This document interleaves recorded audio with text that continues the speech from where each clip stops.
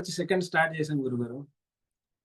L2 start అయినప్పటి నుంచి sessions మీద కాన్సన్ట్రేషన్ గా మీరు చెప్పే పాయింట్స్ ఇన్ డీప్ గా అవి 24 డేస్ లో డైలీ 1 అవర్ 1 అవర్ 2 అవర్స్ లో మనకు పర్సెప్షన్ లెవెల్ కి రీచ్ కారు ఎవరు కూడా.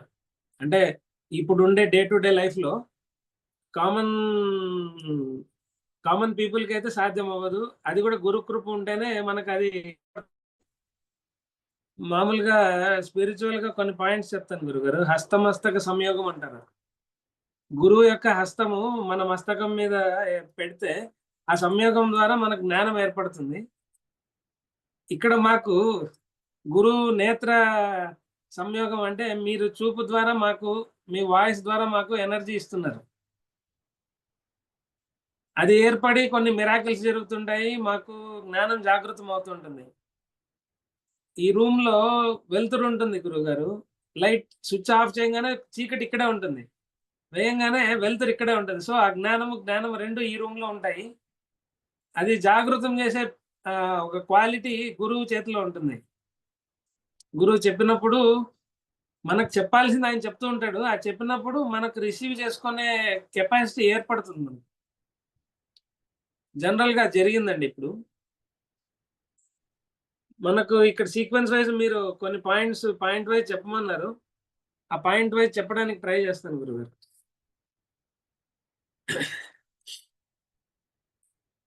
మాకు L2 ప్రోగ్రామ్ లో చేరిన తర్వాత స్పిరిచువల్ గా చెప్పమన్నారు గురుగారు. డైమెన్షన్స్ గురించి పాయింట్స్ వస్తే సెకండ్ లెవెల్ అంతా డైమెన్షన్స్ గురించే డీల్ చేసిందండి. డైమెన్షన్స్ అంటే తెలుగులో కొలతల్లో ఇప్పుడు యూనిట్స్ ఆఫ్ డైమెన్షన్స్ మనకు ప్రాకారం ఈజ్ మెజర్డ్ విత్ కొలత గురుగారు. ఆ విషయంలో నేను యాక్చువల్గా L1 లోనే చెప్పానండి. వైడ్ యాంగిల్ విజన్ నాకు ఏర్పడింది అన్నాను నేను. చూపు మన కన్ను చూపు మేరకు మనం చూసే విజన్ వైడ్ అయింది. ఆ సిగ్నిఫికెన్స్ నాకు L1 లోనే కలిగింది అని చెప్పాను. సో అది అట్లా కంటిన్యూ అవుతోంది. మెజర్మెంట్ లో బాడీ వచ్చేసి నాది 90 కిలోస్, 89-90 దగ్గర ఉంటుంది. నేను L1 ఫస్ట్ టైం చేసినప్పుడు 84-85 మెయింటైన్ అయ్యాను. తర్వాత L1 సెకండ్ టైం చేసినప్పుడు 3 kgs తగ్గాను. ఇప్పుడు నా యాక్చువల్ వెయిట్ 79 అండి. ఇప్పుడు 79కి రీచ్ అయ్యాను. బాగా బాడీలో రిఫార్మ్స్ జరిగాయి. బాడీ రెడీ అవుతోంది ఇంకా ఏదో హయ్యర్ లెవెల్ ఆస్పెక్ట్ కి. సాటిస్ఫాక్షన్ లెవెల్ గురువు గారు L2 అనేది జస్ట్ ఏ నంబర్ అంతే. మీరు చాలా సార్లు అన్నారు L1 L2 are just numbers. మీరు డైలీ మాకు చెప్పాల్సింది మీరు మీ టైం పెట్టి చెప్తూనే ఉన్నారు. Topic enormous topic cannot be reciprocated. మాకు ఎంత అర్థమైంది అనేది మీరు మాకు చెప్పాల్సింది మీరు చెప్పేస్తున్నారు. మాకు ఎంత అర్థమైంది, మేము లైఫ్లో మేము ఎంత ఇంక్లూడ్ చేసుకోగలము అనేది ఇంపార్టెంట్ అండి. ప్రతి ఒక్కరూ వాళ్ళ స్టేజ్ ఆఫ్ లైఫ్, వాళ్ళ యాక్టివిటీస్, యుద్ధ రంగంలోకి దిగిన తర్వాత యుద్ధం ఎవరితో చేస్తున్నారు, ఎలా చేస్తున్నారు అనే విధానం మారిపోతూ ఉంటుంది. అవతలి వాడు ఏ ఆయుధంతో వస్తాడు, మనం ఎలా లైఫ్లో ఎవరెవరితో మనం ఏది డీల్ చేయాలి, ఎప్పుడు ఏ సిచ్యువేషన్ వస్తుంది, ఏ రోజు ఎలాంటి పరిస్థితి ఏర్పడుతుంది అనేది చాలా విషయాలు ఉంటాయి. అవన్నీ డీల్ చేసే ఎగ్జాంపుల్స్ ఈ డైమెన్షన్స్ లో ఉంటాయి గురుగారు. ఇవన్నీ దాటుకొని వెళ్తే పరమాత్మ యొక్క సాధ్యం ఏర్పడుతుంది. కరెక్టే కదా గురుగారు? పరమాత్మను రీచ్ అయ్యేది highest ambition of life. So ఇక్కడ స్పిరిచువాలిటీ మీరు డైరెక్ట్ గా ఇంక్లూడ్ చేయరు లైఫ్ లో. మీరు అది చేయండి, ఇది చేయండి అని మీరు క్రియ, కర్మ, కర్త ఏది డిసైడ్ చేయరు. Just your A internal blessing ఉందన్నమాట. మీది ఇంటర్నల్ గా ఏర్పడుతుంది. అది ఏర్పడి మా పనులు అవుతున్నాయి. మా ఇల్లు అంబియన్స్ వచ్చేసి నాది వాయిస్ కొద్దిగా రైజ్ లో ఉంటుంది గురుగారు. Voice raise in way of commanding అనమాట. నా వర్క్‌ని నేను ఎక్స్‌ప్రెస్ చేసి వాళ్ళ మైండ్‌లో కమాండ్ చేసి నేను చేయించుకుంటాను. నా పనోళ్ళ ద్వారా గాని, మా వైఫ్, మా పేరెంట్స్ అందరిని నేను జస్ట్ కమాండింగ్ వేలో ఉంటాను. అంటే నెగెటివ్ కమాండ్ కాదండి. పాజిటివ్ అండ్ ప్రొటెక్టివ్ వేలో ఉంటుంది నా మాట. నెగెటివ్ కమాండ్స్ దయ ద దేవుడి దయ వల్ల రావు. వాళ్ళని యాక్చువల్‌గా ప్రొటెక్టివ్ వేలో తీసుకెళ్ళాలి అనే ఒక కమాండింగ్ నా ఫ్యామిలీ వరకే లీడర్‌షిప్ మెయింటైన్ చేస్తాను. తర్వాత క్లోజ్ సర్కిల్ ఫ్రెండ్స్‌కి చెప్తుంటాను. స్పిరిచ్యువల్‌గా వాళ్ళు ఎదగాలని హెల్ప్ చేస్తూ ఉంటాను. ఏదన్నా చెప్పడము, వాళ్ళ ప్రాబ్లమ్స్ ఏదైనా చెప్తే ఇక్కడ ఫస్ట్ ఒక ఎల్1 ఇన్‌స్పిరేషన్ ఇయ్యాల్సొస్తే ఒక వ్యక్తికి చెప్పాను. మేము ఇట్లా లిక్విడ్‌లో ఉంటాము అంటే, లిక్విడ్ అనేది మనం ఏదన్నా త్యాగం చేయాలి. ఏం త్యాగం చేస్తాం? మన సుఖం త్యాగం చేస్తాం. మనం సుఖం త్యాగం చేస్తే మనకొక పరిహారం ఏర్పడుతుంది. ఆ పరిహారం ద్వారా మనకు ప్రాయశ్చిత్తం వస్తుంది. సంథింగ్ ఈస్ బర్నింగ్ అన్నమాట. ఆ బర్నింగ్ ఏర్పడుతుంది. అది ఏర్పడితే దాని రిజల్ట్ మనకి పాజిటివ్ వేలో ఏదో ఒక యాంగిల్‌లో అంటే ఇప్పుడు మనం డీల్ చేసే పాయింట్ డైమెన్షన్స్ అంటాం కదా! ఏ డైమెన్షన్‌లో మనకు హెల్ప్ అవుతుందో అది యూజ్ అవుతుంది మన లైఫ్‌కి. అట్లా ప్రాయశ్చిత్తం అనుకోని నువ్వు చెయ్యి అని చెప్పాను నేను. ఒకరోజు ఉపవాసం ఉంటే నీకేదో ఫలితం ఉంటుందని నువ్వు ఉపవాసం ఉంటావు. So, you are not in upavasa. But you are dealing with your food in a liquid form అంతే. అది హ్యాండిల్ చేస్తే నీకు కొన్ని పనులవుతాయి. నీకెక్కడో బ్లాకేజెస్ ఉంటాయి. ఆ బ్లాకేజ్ క్లియర్ అవుతుందని సజెస్ట్ చేశాను. ఏదో కారణం వల్ల అతను ఫస్ట్ డే మీ ఇంట్రడక్షన్ ఇన్నాడు. సెకండ్ డే ఫంక్షన్‌కెళ్ళిపోయి డ్రాప్ అయిపోయాడు. ఇప్పుడు నెక్స్ట్ రాబోయే ఏప్రిల్‌లో అతను జాయిన్ అవుతాడు. జస్ట్ అంటే చెప్పడానికి ఎందుకంటే మన పాత్‌వేలో మనకు తెలిసిన ఒక మనిషికి ఏదో సమస్య ఏర్పడిందంటే అతను చెప్పుకుంటాడు మనకు. చెప్పుకుంటే ఇది క్లియర్ అవుతుందా అని ఒక క్వెషన్ ఏర్పడుతుంది. ఇప్పుడు మాకు మోడ్ ఆఫ్ ట్రీట్మెంట్ అంటే మాకు సంయమ ఒకటే ఉంది మోడ్ ఆఫ్ ట్రీట్మెంట్ ఇప్పుడు. Near way to get away from the obstacles అన్నమాట. లైఫ్‌కి ఏదైనా అబ్‌స్ట్రకిల్ క్లియర్ చేసుకోవాలంటే near by is the samyama. కొద్దిగా సంయమనం పాటిస్తే మనకు పదార్థం అనేది ఏర్పడుతుంది, చేరుతుంది, మనకు ఆశీర్వాదంగా దక్కుతుంది. మీరు కుంభమేళాలో ఇచ్చిన రిజల్యూషన్ గూడా ఓన్లీ బ్లెస్సింగ్స్ అన్నారు. ఆ రిజల్యూషన్ గూడా వర్క్ అవుతుందండి బ్లెస్సింగ్స్ ద్వారా. కొద్దిగా సూతింగ్ అయింది. సూతింగ్ ఎలా అయింది అంటే సిట్యుయేషన్ మనం చెప్పాల్సొస్తే చెప్పి నేను అరిచి చెప్పేవాడిని. నేను హైయర్ వాయిస్‌ని తగ్గించాను నేను.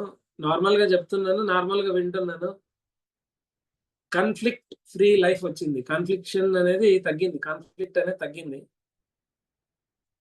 ఒక మన బుద్ధికి ఎక్కువ పని లేకుండా నాకు యాక్చువల్‌గా మనకేం బుద్ధి మందమైందా అన్న కొంచెం డౌట్స్ కూడా వచ్చాయి మధ్యలో. బుద్ధి పని చేయట్లేదని. కానీ బుద్ధికి పని పెట్టుకోకుండానే పనులవుతున్నాయి. సిట్యుయేషన్స్ కొద్దిగా ఇప్పుడు అంటే ఇప్పుడు నార్మల్‌గా ప్రిడిక్షన్స్ ఉన్నాయి గురుగారు. ప్రిడిక్షన్స్‌లో ఇప్పుడు బ్యాడ్ టైమ్ అని, అష్టగ్రహ కూటమని చాలా అంటే ఒక టైప్ ఆఫ్ యాంక్సైటీ క్రియేట్ చేస్తున్నాయి బయట. అట్లాంటిది హ్యాండిల్ చేసేది version version is the different version to handle from now అన్నమాట. ఆ హ్యాండ్లింగ్ వర్షన్ మనలో పెరుగుతుంది. So, we are updating version అన్నమాట. ఇప్పుడు చాలామంది సాఫ్ట్‌వేర్‌లో ఏఐ ప్లాట్‌ఫార్మ్‌లో చాలా కాన్‌ఫ్లిక్షన్స్ ఫేస్ చేస్తున్నారు వాళ్ళు ఏఐ ద్వారా. దాన్ని ఇంప్లిమెంట్ చేసే వాళ్ళకు ఛాన్సెస్ పెరుగుతున్నాయి. అది ఇంకా రాని వాళ్ళకు చానా ఛాన్సెస్ డౌన్ అవుతున్నాయి. సో, అట్లాంటి వర్షన్ మాలో ఒక న్యూ వర్షన్ స్టార్ట్ అయింది లైఫ్‌లో మీ గైడ్‌లైన్స్‌లో. సో, ఇప్పుడు యాంక్సైటీ ప్యాటర్న్‌లో ఈ విషయం విన్న తర్వాత చాలా మందికి డౌట్స్ వస్తాయి. ఏం జరగాలి? ఏం జరగబోతుంది? ఏమవుతుంది? చాలా హ్యావక్‌గా ఉంటుంది లైఫు. ఎలా డీల్ చేయాలి అని చాలా మందికి యాంక్సైటీస్ పెరుగుతున్నాయి. ఈ డైలీ న్యూస్ గాని, యూట్యూబ్ గాని చూస్తే ప్రతి ఒక్క రీల్స్‌లోనూ జ్యోతిష్యం చెప్పేవాళ్ళు ముందుకొచ్చేసి భయపెట్టేస్తుంటారు. దాన్ని డీల్ చేసే ఇంటర్నల్ బ్రేవరీ అంటాం. బ్రేవ్‌నెస్ వచ్చింది అనుకుంటున్నానండి. ఎందుకంటే మనకు సాక్షిభూతంగా మనకు ఈశ్వరుడు ఉన్నాడు. సృష్టి లయం అవుతుంది, మళ్ళీ సృష్టి ఫామ్ అవుతుంది. సాక్షిభూతంగా ఆయన చూస్తూనే ఉన్నాడు. సో ఆయన మీద భారం పెట్టిన తర్వాత మనం మనం టేకప్ చేయాల్సింది ఏంది లేదు. మన మూటాముల్లా ఆయన చేతికి ఇచ్చేస్తే ఆయన చూసుకుంటాడు. శివానుగ్రహం, సర్వం శివానుగ్రహం అంటుంటారు మీరు. ఆ వర్షన్ అనేది స్టార్ట్ అయింది ఇప్పుడు మాకు. మనకు ఎనర్జైజేషన్ కాంపోనెంట్ లో డైలీ మీరు ఎనర్జైజేషన్ ఇచ్చిన తర్వాత మేము ఫుడ్ మీద క్రేవింగ్ అనేది వెళ్ళిపోయింది. నేను షాప్ మెయింటైన్ చేస్తానండి. నాది క్లాతింగ్ స్టోర్. ఆ స్టోర్స్ లో నాకు గ్యాప్ వస్తే నేను రీల్స్ చూస్తుంటాను. యూజువల్ గా అది అలవాటు అయిపోయి అడిక్షన్ మాదిరి ఉంది. ఆ రీల్స్ చూసేటప్పుడు ఎక్కువ ఫుడ్ వీడియోస్ చూస్తున్నాను ఈ మధ్య. అంటే not for craving, but I'm killing my craving అనమాట. అంటే నేను డైవర్ట్ చేస్తున్నాను నేను. మా మిస్సెస్ చూసి ఎందుకు ఎప్పుడు ఫుడ్ వీడియోస్ చూస్తుంటావు, ఎగ్జైట్మెంట్ రావట్లేదు అందుకే చూస్తున్నాను అని చెప్తాను. So we are able to control our mind without our effort. అంటే మనకు పంచేంద్రియాలు మన కంట్రోల్లోకి వచ్చాయని చెప్తున్నానండి ఇది.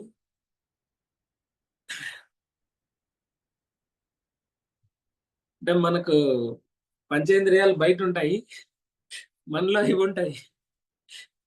అరిషడ్ వర్గాలు ఉంటాయి, అరిషడ్ వర్గాలని కంట్రోల్ చేయొచ్చు.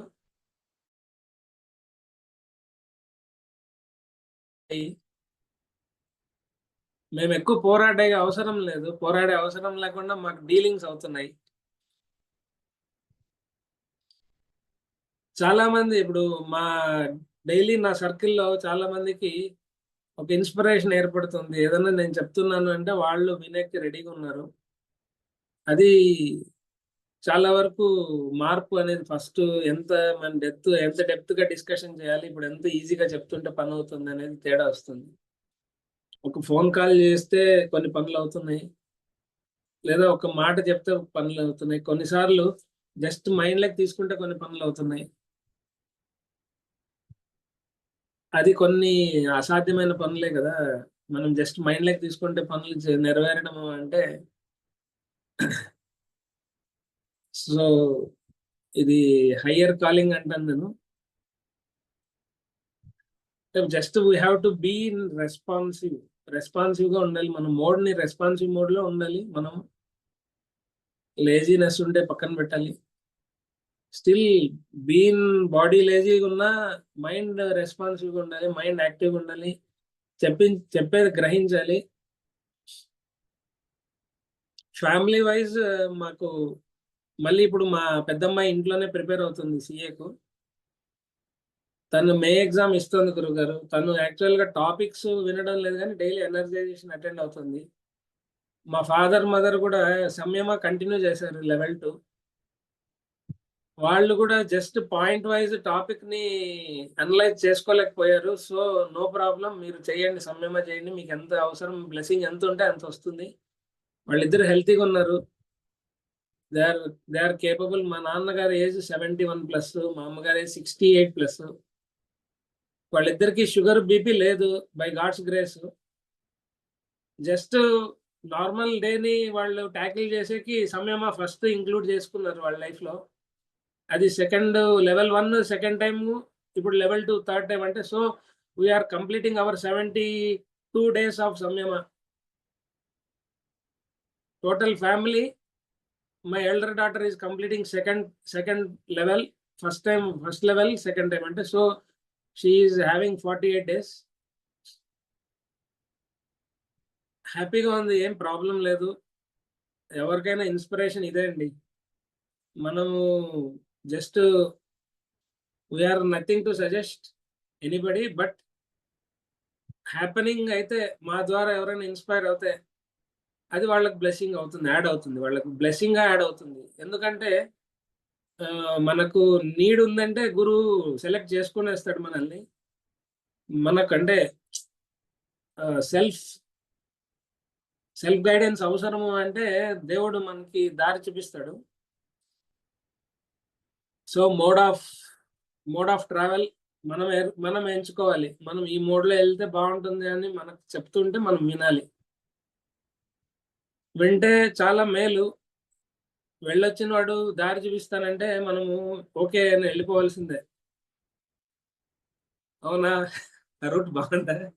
డిస్కషన్ పెట్టకూడదు. అందుకు ఇది కాస్ట్ ఫ్రీ గురించి పాయింట్ చెప్పాల్సొస్తే, ఇది జస్ట్ వాల్యూ ఫ్రీ అండి. కానీ ఇక్కడ మూల్యము అంటాం తెలుగులో. మూల్యము అంటే వాల్యూ. సో, ఇక్కడ చేరుస్తాను. జ్ఞానం ముందర చేస్తే అజ్ఞానం ఏర్పడుతుంది. ఇక్కడ మూల్యం ముందర చేరిస్తే అమూల్యం అవుతుంది. సో, వర్త్ ఈజ్ నాట్ కాలిక్యులేటివ్ అన్నమాట. వర్తీ అని. అమూల్యం అండి. సో, మూల్యం లెక్కించలేనిది అమూల్యం అంటాము. అమూల్యమైన వస్తువుగా దక్కుతుందంటాము. This is also samyama is also one type of అమూల్యమైన వస్తువు. అమూల్యమైన పద్ధతి. యాస్పెక్ట్‌ని ఇంప్లిమెంట్ చేసుకొని అంటే ఒక్కొక్కరి పర్సెప్షన్ ఒక్కొక్క మాదిరి ఉంటుంది. డైమెన్షన్‌లో అది కూడా ఒక పాయింట్. మీరు ఆ డైమెన్షన్‌లో ఉన్నాము, మనం ఈ డైమెన్షన్‌లో ఉన్నామని మీరు చెప్పారు. ఆ డైమెన్షన్ కూడా ఒక స్ట్రెయిట్ సామెత ఒకటి గుర్తొస్తుండే మీరు చెప్తుంటే ఆ సామెత ఇక్కడ చెప్తానండి. మీ ఇంటికి మా ఇల్లు ఎంత దూరమో, మా ఇంటికి మీ ఇల్లు అంతే దూరం అని తెలుగులో. ఆ వెర్షన్ ఇంప్లిమెంట్ చేసుకోవాలి ఇక్కడ. సో, డైమెన్షన్ వైస్ మనము మెజర్ చేసుకుంటామో, మనము ఇన్ డెప్త్‌గా మనం ఏం తీసుకోవాలనుకుంటామో అది మనకు అంత శ్రమ పెడితేనే మనకొస్తుంది. Without our concern and without our shrama nothing will come into our way. అది మనం గ్రహించి బిహేవ్ చేయాలి.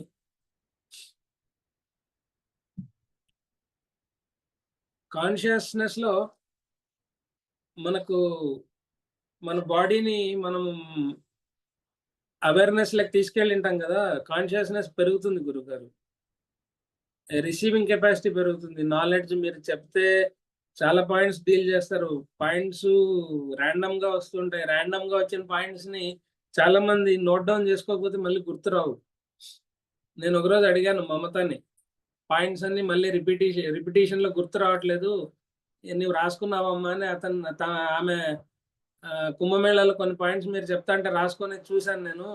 మళ్ళీ ఇప్పుడు సార్ చెప్తుంటే "ఏమన్నా రాసుకున్నావా?" అని అడిగితే, "నేను రాసుకోలేదన్నయ్య" అనింది.